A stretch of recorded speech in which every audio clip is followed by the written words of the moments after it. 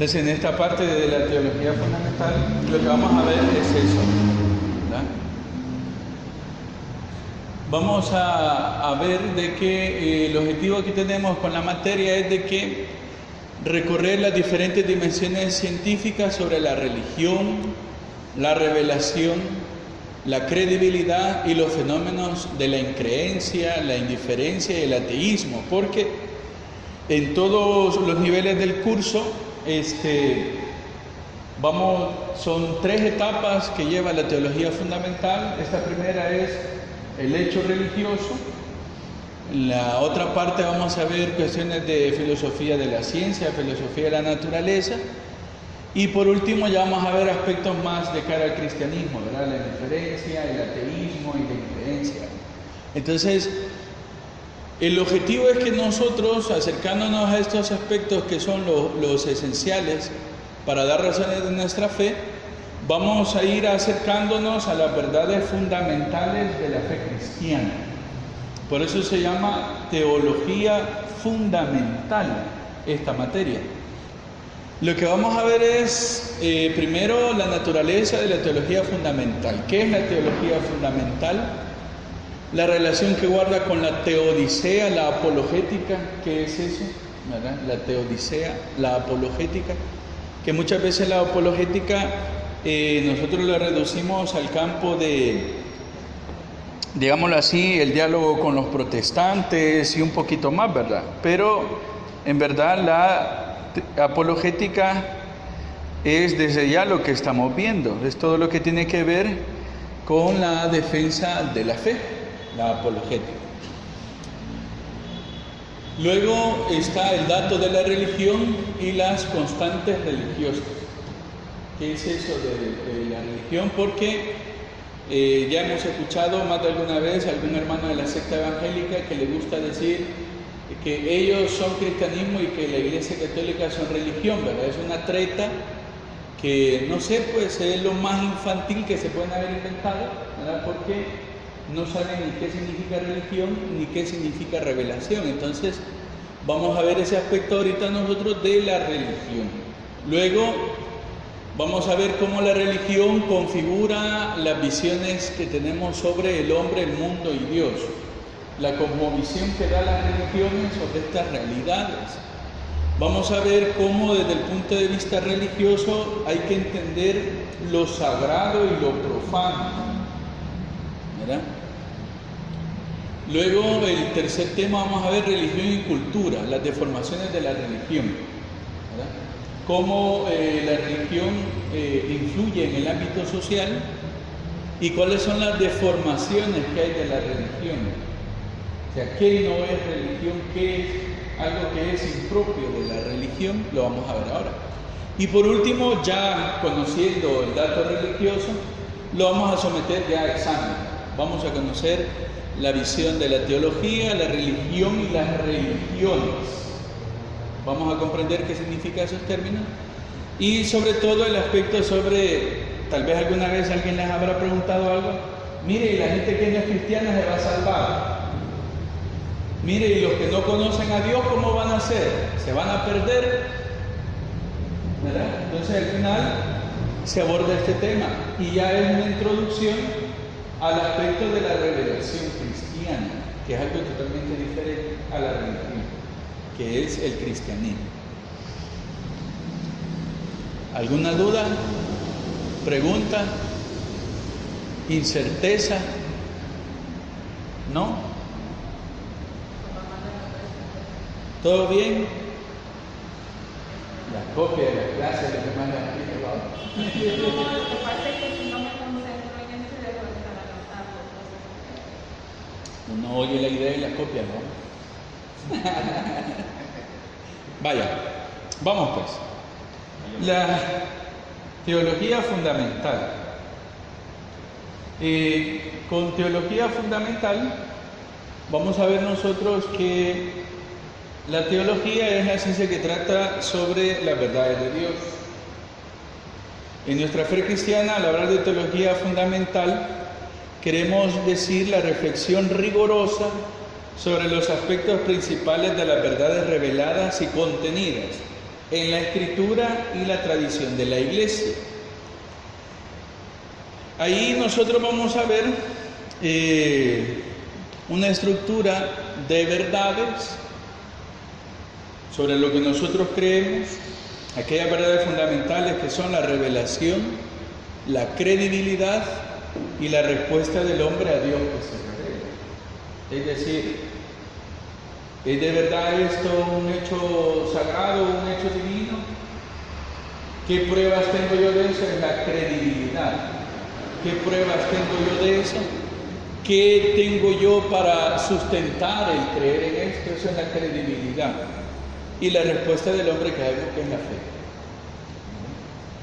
Entonces, aquí no se trata de que la teología fundamental tiene la actitud de una duda o desconfianza, sino que es la actitud creyente que quiere dar respuesta a sí mismo, como a quienes pueden cuestionar lo que uno cree, ¿verdad? No es que uno dude, sino que yo creyendo, pues yo quiero estar más seguro de lo que creo. No es duda, porque dudar es ponerlo en juicio. La duda no te hace creer más, la duda te hace dudar, ¿verdad? Entonces, la actitud del creyente es la actitud teológica básica, es la actitud de la fe que busca entender las cosas. Es un intento de reflexión, de integrar lo que se sabe y lo que se cree, que es el gran problema de nosotros,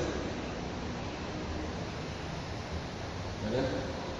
Hay mucha gente que va a la iglesia y tiene dudas, pues. Y esto, ¿por qué? Y lo otro, y no logramos, ¿verdad? E incluso hay personas que le llegan a decir a uno, no, padre, que usted vive en otro mundo, usted vive en la Matrix, ¿verdad? Y yo vivo en el mundo real, o sea, lo que usted me está diciendo yo lo llevo a mi casa, lo llevo al trabajo, lo llevo a la calle, es que no entra. Entonces es un problema, ¿no? Saber integrar esas cosas. Entonces, es por eso que nuestro deber es fundamentar lo que nosotros creemos. ¿Ya? Mire, ¿y por qué en la iglesia dicen eso? Mire, ¿y por qué en la iglesia aquí ustedes eso? Mire, el deber de uno. ¿Verdad? Por eso es que hoy la gente no le gusta ser católico, porque todo te pregunta.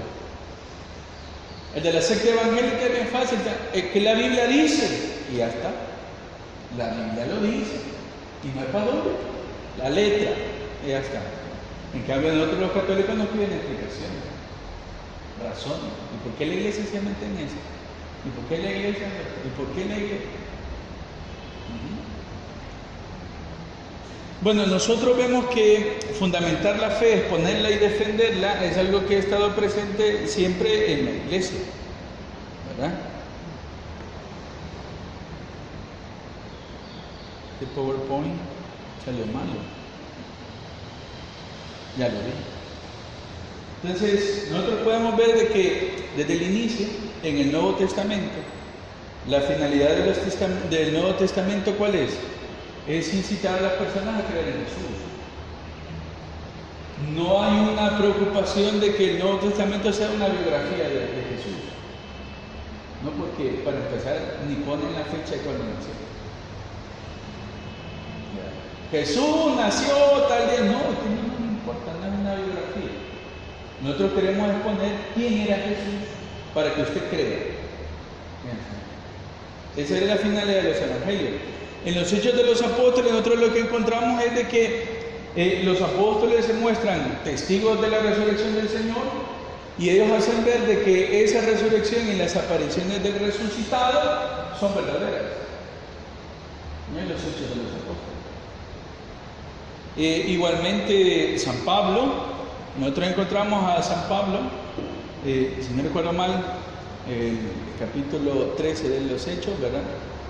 San Pablo habla que él llegó a Europa, a Grecia, donde en ese tiempo era, digamos, el Nova Magna. Digamos que ahí él llegó, no sé cómo explicar eso, ¿verdad? ¿Con qué poderlo comparar? llegó al lugar donde todo el mundo iba a exponer sus cosas, y ahí que hacía famoso. Ahí iban los filósofos a exponer sus teorías y todo lo demás. Entonces San Pablo llegó, y si usted se lee ese párrafo de los Hechos, no, hombre, San Pablo vuela el hombre en su reflexión. Ustedes atenienses son bien creyentes, le dice. Y ahí encontraron un altar que dice el Dios desconocido, y dice San Pablo, pues desde Dios que ustedes no saben, le voy a hablar yo. Y a todo el mundo, todo fue que San Pablo dijera de que los muertos iban a resucitar y a nadie le hizo caso. Vamos, ¿no? Otro día te escuchamos hablar de que los muertos resucitan. Gran fracaso de San Pablo. Entonces, pero la intención es esa. Mi fe, la fundamento, la expongo y la defiendo. Ya lo dice la primera de Pedro 3:15. Tiene que estar ustedes prestos a las razones de su esperanza. San Pedro. Entonces, hay que entender de que la fe cristiana entra en relación, ¿verdad?, con todo lo de su época, la fe cristiana. Entonces, el cristianismo, al llegar a diferentes ámbitos culturales, comienza, para empezar, las persecuciones. Todos sabemos de que la iglesia fue perseguida, porque el imperio tenía su propio culto y todo aquel que no rendía culto de lo que mandaba el imperio era delito, ¿verdad? Entonces, ¿por qué el cristianismo era perseguido? Pues era perseguido por eso, porque los cristianos no seguían las leyes del Estado, eran una secta. Había que seguir, era prohibido para el cristianismo. Entonces, ante esa situación aparecen los padres de la iglesia, la situación de la iglesia perseguida, y esos padres se les llaman los padres apologistas. Pregunta de examen. Los padres apologistas son los primeros grandes defensores de la fe cristiana. El principal de ellos, un señor llamado San Justín, es el principal, ¿verdad? Entonces los padres apologistas escribían a emperadores, a autoridades, a judíos y paganos en defensa de la fe, los padres apologistas. Y escribían también a los cristianos para reanimarlos en esa misma fe, ¿verdad? Los padres apologistas, ¿verdad? Si nos quedáramos hablando de los padres apologistas, no terminamos hoy la mañana, ¿verdad? Entonces, después de la etapa apostólica, ¿verdad?, viene la etapa de los padres de la iglesia, y los padres de la iglesia ahorita nos importan los padres apologistas. Les voy a poner un fragmento de la película sobre San Agustín, donde aparece un momento de la vida de Agustín donde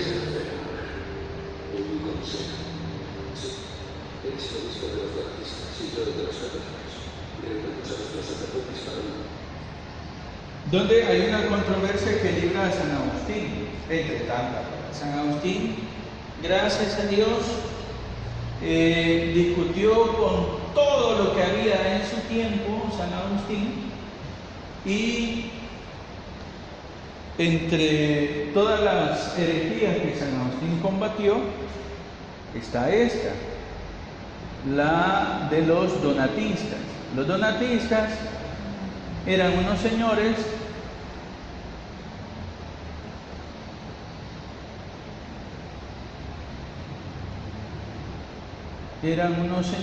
que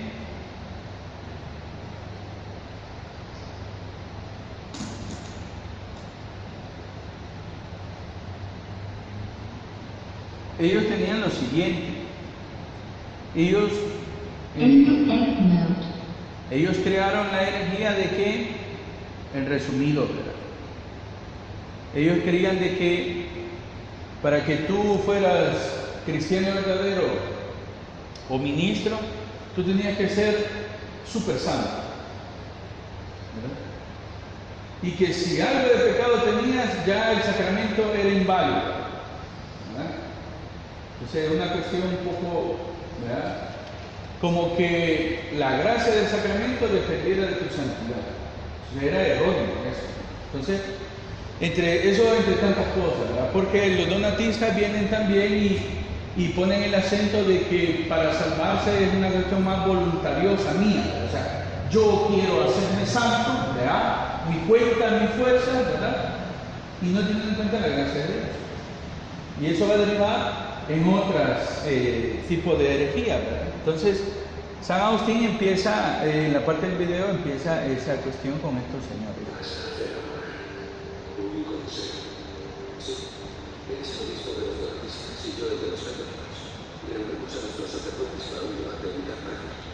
Hasta que establezcamos quién tiene la razón, dónde está la verdad, la verdad. Y después de que hayamos conocido la verdad, Señor, dándole eso de los donatistas, nosotros nos convertiremos en donatistas, es decir, que eso de los católicos, nosotros nos haréis católicos. Todos queremos orar, pero no hay una verdadera paz sin la verdad. Encontremos a todos. Eso sería una disputa injusta. Nadie podría haber amenazado con eso. Yo no participaré en el debate. Tú no participarás en el debate. Solo me pregunto una cosa, sino que la verdad. Si por un casual los católicos ganaran el debate, no quisiera que nadie sospechara que se debió a la habilidad de la retórica, sino a la verdad de los argumentos. Una condición. El juez tiene que ser neutral y fuerte de la sospecha. No elegiremos juntos y la vida. Hemos venido a cargar como quien se puede desestimar a toda la provincia. Normalmente juzgo asuntos criminales y no religiosos. Ni siquiera soy cristiano. No hay diferencia. Vosotros deberás juzgar la verdad. Debéis tener mucha confianza en vosotros para poner todo el pueblo libremente en nosotros, en la verdad. Demasiada gente ha muerto de la iglesia confiada. Por eso te necesitamos. ¿Estás seguro de que no quieres nada? Lo harás mía. Porque vivirás mucha gente. ¿Sabes qué es? Fue precisamente en ese tiempo donde todo empezó para mí. Esperemos que no sea donde todo acabó para ti.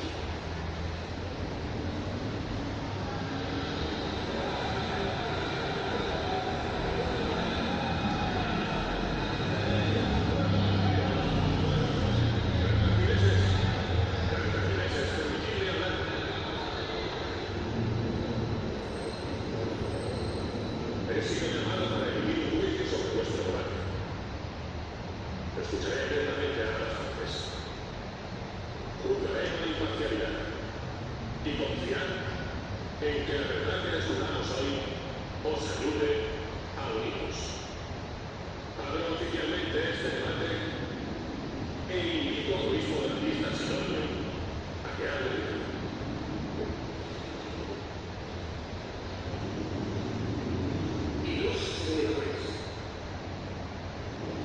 Hoy hablo ante vosotros de las gentes decantado y ante Dios. Podría hablar de nuestra religión, del pecado, de la atención a las escrituras, o de la historia actual con nuestros hermanos católicos. Pero hoy quiero hablar de un hombre, un sacerdote, que ha sido el mayor pecador de todos. El obispo Agustín.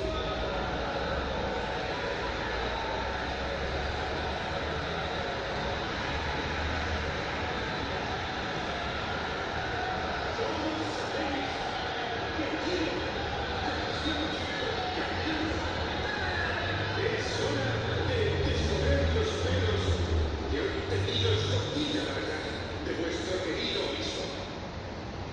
Un hombre impío que ha representado asesinos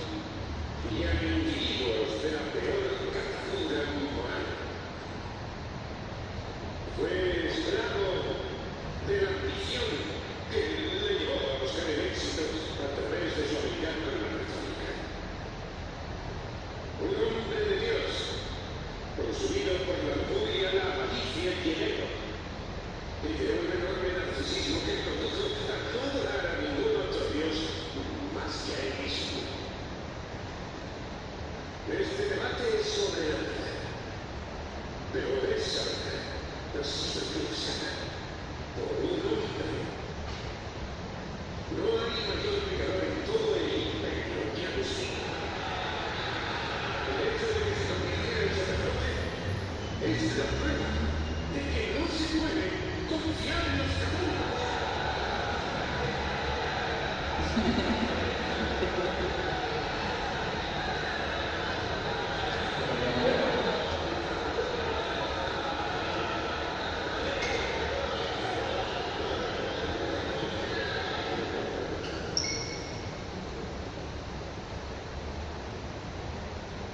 Había decidido no participar, pero ya que soy el principal asunto de la discusión, es mi obligación hablar. Sí, está impaciente, ambicioso, lujurioso, narcisista. Fui todas esas cosas, pero Dios me dio una mano. Ella me enseñó que nada en este mundo material merece nuestra ambición. Dios me dio un ángel. Me enseñó que amar significa renunciar a lo mismo. Dios me dio un hijo. Y pensé que había sido creado por mi semejanza. Después Dios me lo dio para enseñarme que fue creado a su semejanza. Ambicioso, lujurioso, narcisista. Yo soy todo eso. Y todavía lo soy. Como lo somos todos. Como lo somos todos. Pero ninguno está solo. Nunca. Ni siquiera en la desesperación o en la sombra. Dios está con nosotros. Dios es más hermano que ningún hermano. Más amigo que cualquier amigo. Más amado que ningún hermano.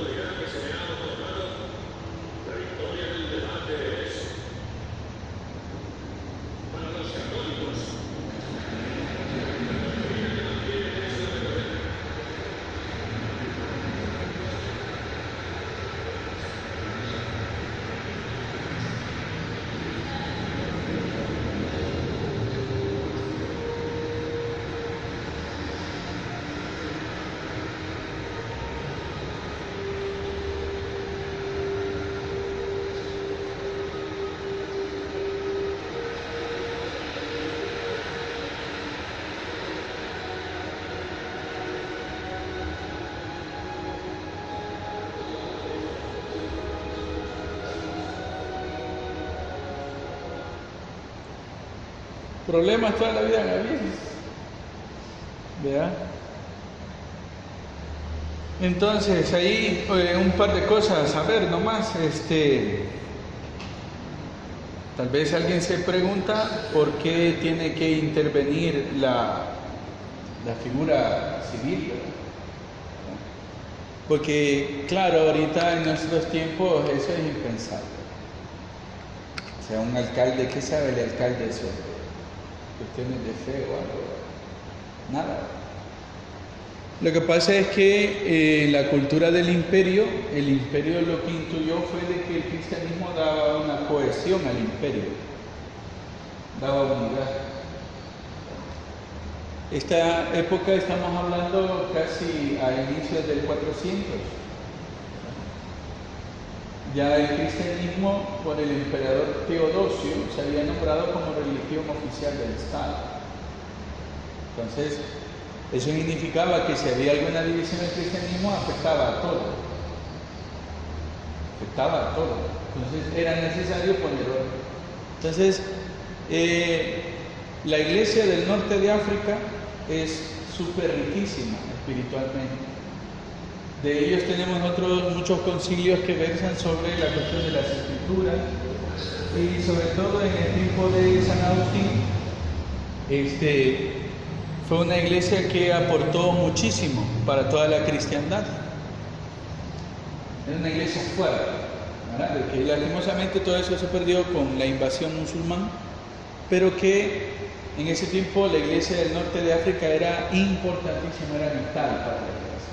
Sobre todo ahí estaba la figura de San Agustín, y hay otros padres más importantes como San Cipriano y otros, ¿verdad? Pero lo que hay que destacar es de que polémicas, discusiones desde fuera hacia adentro de la iglesia y el mismo interno de la fe siempre han habido, ¿verdad?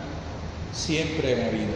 Por ende, la actitud de defensa de la fe es algo que es, digámoslo así, connatural a la iglesia. ¿Ok? Vale. Ya los padres del siglo III al siglo IV, ¿verdad? Podemos hablar nosotros de Tertuliano, que igual que Agustín eran abogados. Por eso el donatista le dice, este hombre ha defendido a criminales, porque Agustín era como un abogado, ¿verdad? Era un orador, un abogado Agustín, y por eso lo trata así, ¿verdad? Antes de convertirse. Tertuliano tiene la obra de la Apología, donde expone la libertad religiosa y aboga por los falsos cargos presentados contra los cristianos. Es decir, Tertuliano, siendo abogado, llegaban donde él y decía, mire, acusamos a este cristiano de esto y lo otro. Entonces, Tertuliano, en la defensa que hacía civil de los cristianos, fue descubriendo, ¿verdad?, los valores que tenía el cristianismo. Y luego Tertuliano se convierte. ¿Sí? Luego está este señor Clemente de Alejandría, en su obra El Protéctico, exhorta a la conversión del cristianismo por ser la verdadera filosofía. Como ya vimos en introducción a la filosofía, ¿verdad?, la iglesia entra en diálogo con la cultura y una parte fundamental es la filosofía. Entonces, Clemente dice de que ¿se acuerdan de la gnosis? En eso terminamos. En la gnosis dijimos la cuestión del conocimiento que salva. Entonces, Clemente dice de que el cristianismo se presenta como la verdadera filosofía. Luego está un señor que es súper interesante, que se llama Orígenes. Este señor realiza un tratado filosófico en defensa de los cristianos, y hay una obra de él que se llama Contra Celso, ¿verdad? Es una obra donde se pone el diálogo con un pagano, ¿verdad?, sobre la fe cristiana. Y por último está San Agustín. San Agustín escribe contra los escépticos, los maniqueos y la visión teológica de la historia en una obra, ¿verdad?, bien bonita, que usted la puede leer, dependiendo de la editorial, puede tener 1000 páginas por ahí, ¿verdad? Se la puede leer en lo que queda del año. Se llama La Ciudad de Dios, ¿verdad?, de San Agustín. No sé si será colgada en internet, ¿verdad? No lo sé, no lo he buscado, pero es impresionante. San Agustín empieza a hacer un tratado teológico de la historia, pero en todo eso, en la primera parte, San Agustín trata todos estos aspectos de los escépticos que no creen que el hombre pueda conocer la verdad, que como Cristo es la verdad. San Agustín empieza por ahí. Habla del maniqueísmo, que es el grave problema sobre el origen del mal. Los maniqueos decían de que, así como usted ha visto el dibujo del Yin Yang, ¿verdad?, de que hay dos superorígenes que existen desde siempre eternos, que son la fuente del bien y del mal. O sea, son dos dioses, ¿verdad? Entonces, eso más o menos así era lo que proclamaban estos maniqueos. Era la teoría de un señor llamado Mani, ¿verdad? No Maní, no Mani, ¿verdad? Por eso se llama maniqueísmo, ¿verdad? Y por último, la visión teológica de San Agustín de la historia, ¿verdad? Cómo expone San Agustín las verdades paganas se muestran hacia las verdades del cristianismo. ¿De acuerdo? Vale, esos son solamente esos 4 grandes padres de ese periodo, porque hay muchísimos, ¿verdad?, padres de la iglesia. Entonces, seguimos con otra etapa.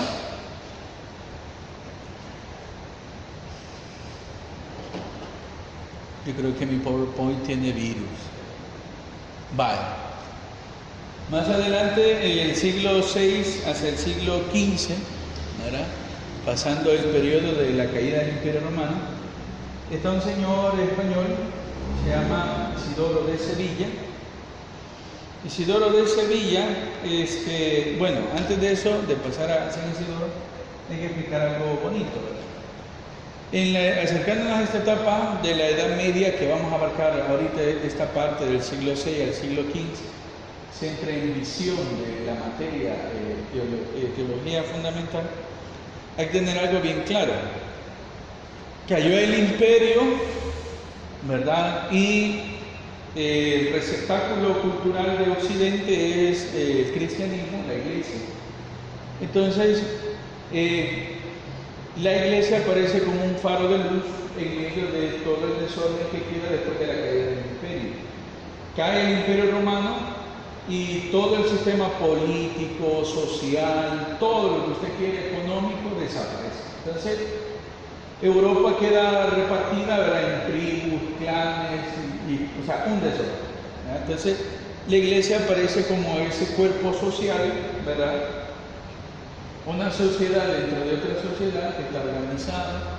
La iglesia hereda toda la estructura jerárquica que tenía la curia romana, etcétera, etcétera. Entonces, ¿qué se vive en ese tiempo? Hay una sociedad cristiana medieval que vive en paz con la fe.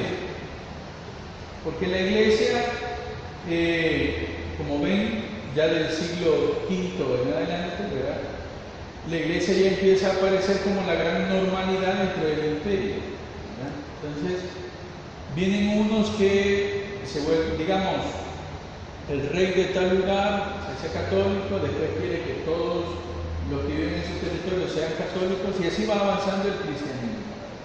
Entonces, hay lugares polémicos donde hay batallas, ¿verdad? Hay batallas en contra de los cultos paganos y todo eso, pero no es que la iglesia orquestara eso, no, es el poder civil que quiere que la fe cristiana se instaure ahí donde es dominio. Así se entiende la historia, ¿verdad? Entonces, llega un periodo donde la fe cristiana pues no tiene oposición, aceptada, vivida por todos, ¿verdad? Entonces, hay una relativa paz en la fe. Luego, más adelante, ¿verdad?, va a aparecer con diferentes sucesos que van a dar en la historia, y empiezan a suceder aquello de que se pone en duda ya la cuestión de la fe cristiana. Entonces, eso es, desde este punto de vista, un aspecto de cómo se vivía esto en la época medieval. ¿De acuerdo? Va.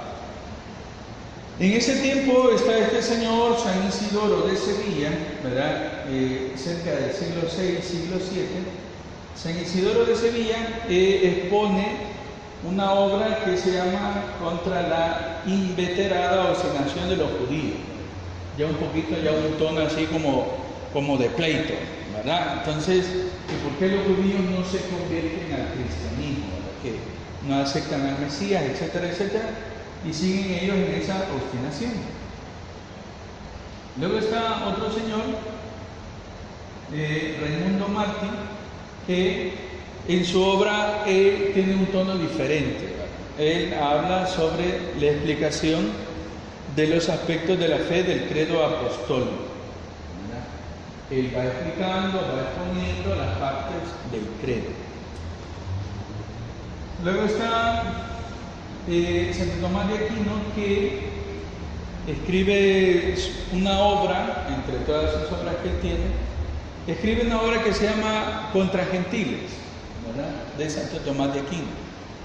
Santo Tomás de Aquino lo que hace es un intento muy original, donde quiere poner en relación las verdades de la fe con aquello que llaman verdades de los paganos. Aquí hay que notar algo bien importante.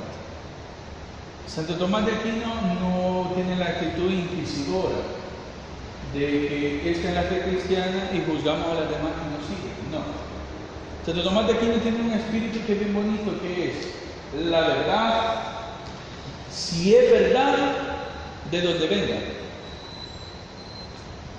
Si es verdad que los musulmanes tienen verdades, si es verdad, se acepta. Si los judíos tienen verdades, si es verdad, se acepta. Porque su juicio es de tipo filosófico, ¿verdad? La verdad, que sea el bien para el hombre, todo lo que hoy consideramos era racionalmente bueno para la persona. Entonces, Santo Tomás ya tenía esa concepción. ¿De acuerdo? Entonces, en esta obra, Santo Tomás empieza por distinguir las verdades sobre Dios, que son accesibles a la razón, y las verdades reveladas por Dios, que exceden el alcance del entendimiento humano. Es decir, en filosofía vamos a descubrir nosotros de que el hombre, y hoy también a través de la ciencia, nosotros podemos llegar a unas conclusiones de que existe un ser supremo. Los científicos le llaman el gran arquitecto, el gran ordenador, ¿verdad? O sea, una especie de un ser que está más allá de nosotros, que puede ser la fuente, el origen de todo, pero llamarlo Dios es otra cosa. ¿Ya? Vale. Eso es uno. Santo Tomás dice de que las verdades que Dios ha revelado de sí mismo, esas verdades nosotros nunca vamos a poder alcanzarlas. Por eso Dios las revela. Las verdades contenidas en la Escritura son verdades que Dios nos ha querido dar a nosotros. ¿Ya? Y no obstante, esas verdades, que es el trabajo de la teología, las verdades transmitidas por Dios, tienen que entrar una reflexión en nosotros. Digamos que Dios, cuando se revela, lo que hace es darnos una caja fuerte. Hay que hallarle la combinación. ¿Verdad? No es que Dios nos da un manual, ok, así encontrarme, así seguirme y así te salva. No. Dios da verdades donde el hombre tiene que reflexionar en las verdades. Pero ese dato de Dios revelado nunca lo íbamos a alcanzar. ¿Cómo íbamos a saber que Dios era el creador?